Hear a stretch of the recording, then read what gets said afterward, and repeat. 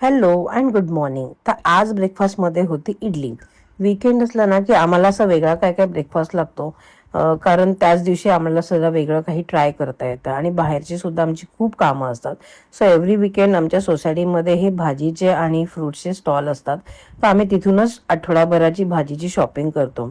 आणि मी ना हा एक कॉटनचा वन पीस मागवला होता व्हाईट कलरमध्ये. तर मला खूप आवडतात कपडे. तर मला आधी वाटलं हा ट्रान्सपरंट असेल, पण हा अजिबात ट्रान्सपरंट नाहीये, कारण ह्यात पूर्ण डबल लेअरिंग आहे. खूप स्टायलिश दिसतो. तर तुम्हाला ना हवा असेल तर कमेंट मध्ये लिंक टाईप करा, मी नक्की देईन.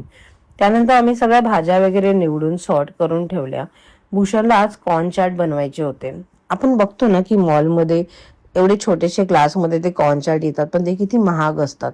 हेच कॉर्न चाट तुम्ही घरी बनवून मस्त पोटभर खाऊ शकता आणि खूप सोपी मेथड आहे.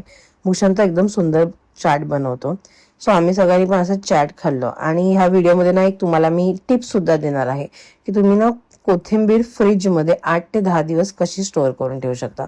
सो हा आमचा कोथिंबीरीचा डब्बा आहे. ह्याच्यामध्ये मी टिश्यू पेपर ठेवला आहे. त्यावर मी ती कोथिंबीर पूर्ण ठेवणार आणि वरतून पण एक टिश्यू पेपर ठेवून पॅक करणार. म्हणजे ना कोथिंबीरीला मॉइश्चर वगैरे जरी सुटलं तरी तो टिश्यू पेपर ते सोक करतो आणि मग ती छान ड्राय राहते आणि 8 ते 10 दिवस तक टिकते. तुम्ही सुद्धा ही मेथड नक्की फॉलो करा आणि मला सांगा तुमचा फीडबॅक कसा आहे. अशा छान छान टिप्ससाठी फॉलो करा.